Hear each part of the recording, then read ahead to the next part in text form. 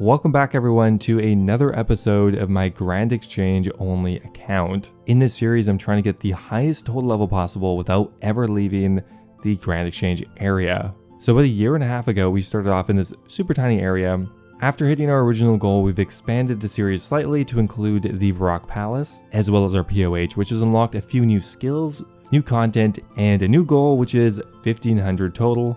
I truly do think we're going to make it someday. Anyway, hope you guys enjoy as always. If you do, always appreciate a like in the video. Anyway, let's get started.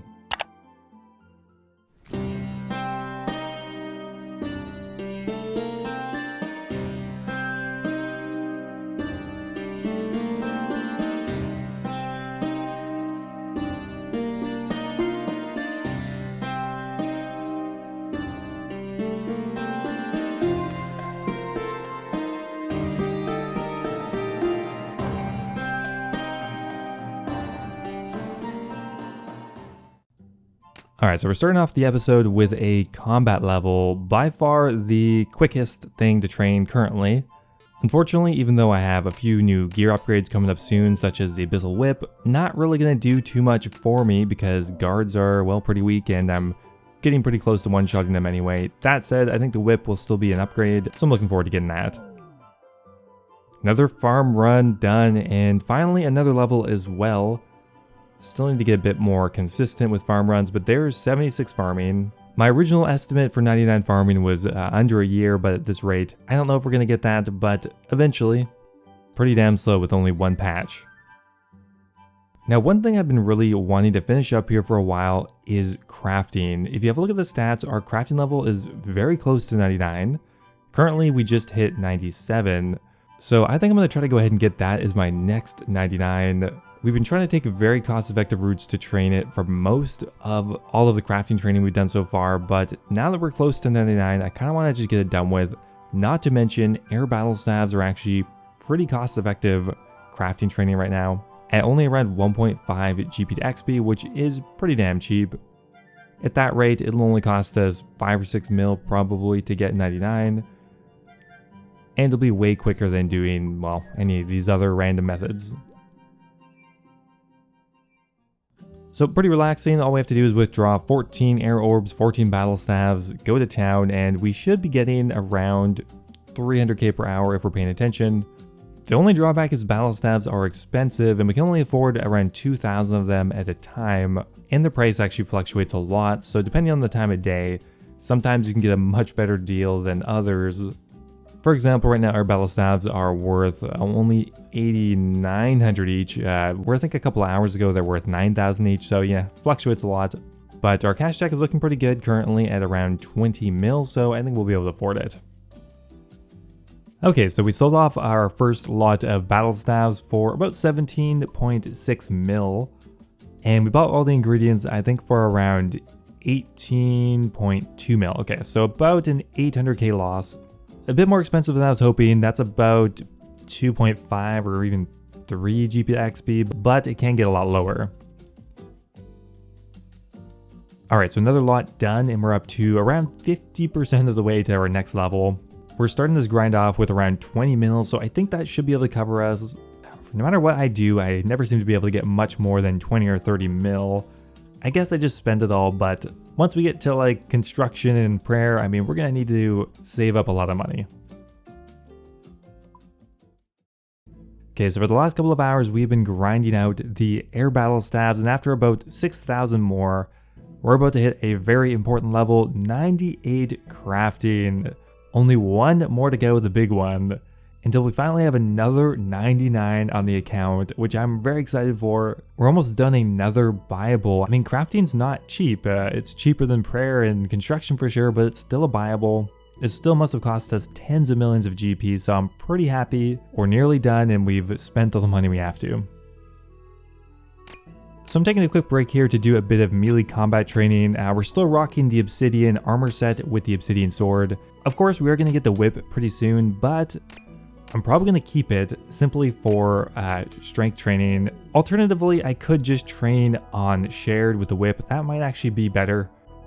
There's another attack level coming in at 67 attack. I'm still only getting around 25k per hour simply because guards don't have much HP, but We're gonna go all the way through till 70 attack, and maybe things will change then a bit. Thank God for hit points, giving me those free total levels. There is 66 hit points, and also my guard kill count about 14,000 now, and honestly it's probably up to 15,000. I've done some kills on my laptop, but I'm looking forward to seeing how big a loot tracker we can get eventually. Okay, so finally another genie random. We've been dry on these for quite a while, but that is another lot of hunter experience. Unfortunately, not another level, but very close to one.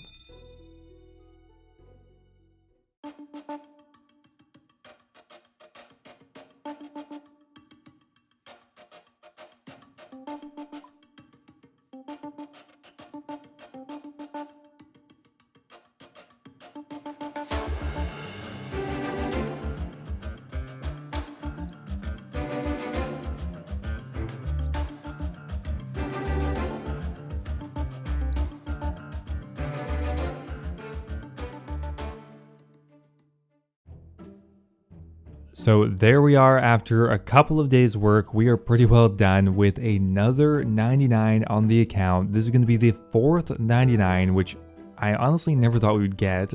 Probably the most expensive one we've done so far, but there is 99 crafting done without ever leaving this tiny little area.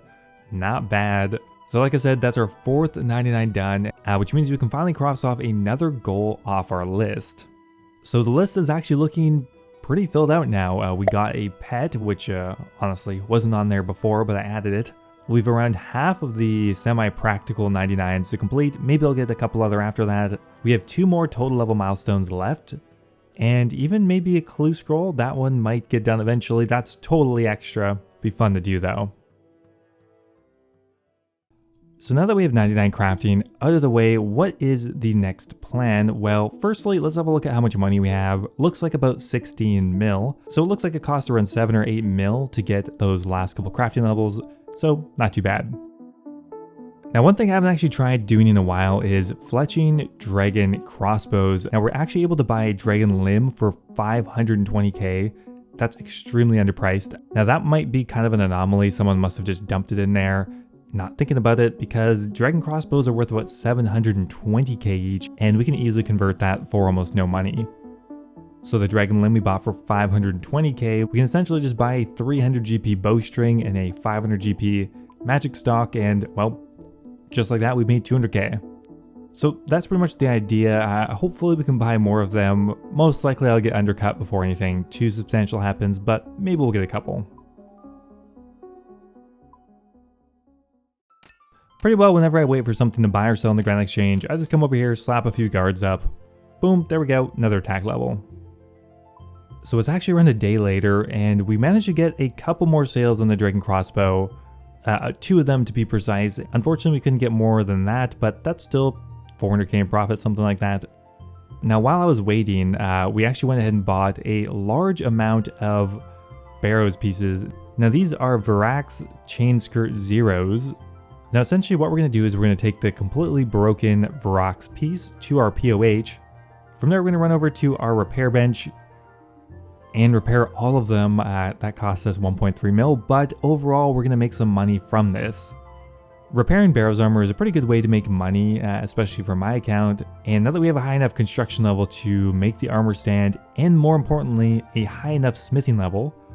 Didn't actually think that was going to come in handy, but it does. The higher your smithing level, the cheaper it is to repair items. Thanks to that, we're actually able to sell these back for about a 30 or 40k profit for each piece, which is pretty damn good. Okay, so unfortunately, while I was waiting, the margin did fall a bit, but overall, we're still selling them for around a 25k profit each, which turns out that's about a mil in profit.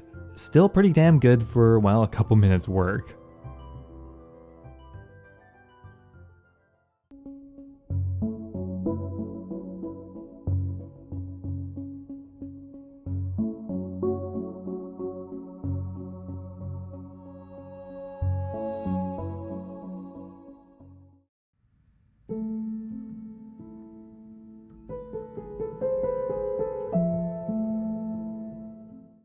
I'm starting to have my doubts that it's truly a 50-50 whether you get fishing experience. That's like my, I don't even know. I don't want to talk about it. Anyway, there is another attack level coming in. Trusty combat training, you don't screw me over, do you? Now, one level I've been working on for a while is this woodcutting level. Chopping yew trees, my new favorite thing. Super easy, AFK, makes me a little bit of money, but more so than that, we're getting about 35k per hour, which actually is pretty good. There is 80 woodcutting, a very nice milestone. Now, I'm still kind of flip-flopping on whether I want to buy the Infernal Axe. It's kind of expensive, but you know, it would make it more AFK and train fire making at the same time. Could be worth it. What do you guys think? So after that woodkin level, we moved on over to the guards, and we're doing a bit more thieving. Considering I have the thieving pet, I probably should get a few more levels under my belt, just so people don't say I'm that spooned at least. Okay, well, besides the fact that I failed this guard like 20 times in a row, we're about to get another level here anytime, I think. There we go, 59 thieving. Another pretty quick level, but, well, I'll take anything I can get at this point. So anyway, guys, that is where I'm going to end it for today. Total level right now is 1365. If I just got that one fishing random, we'd be up an extra 7 levels. So, you know, as long as we get a couple of them by the time we are done, that's all that matters. But it's about time. I got to tweet Mod Ash and ask, is it truly a 50-50? Anyway, guys, hope you enjoyed the episode. So thanks for watching as always, guys, and I will see you next time. Now, before I go here, I'm going to give a giant thank you to all of my members over on YouTube. Thank you so much to Nell, Zero, The Hybrid, Alejandra, and Kush Patel for all being subscribed at the Dragon tier. You guys are amazing as always.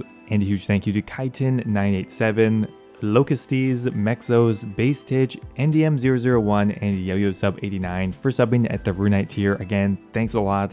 If any of you are looking for another way to support the channel directly, becoming a YouTube member is a great way to do so. You'll get immortalized in all of my future videos and get a custom role in my Discord server. Thanks again, and I'll see you next time.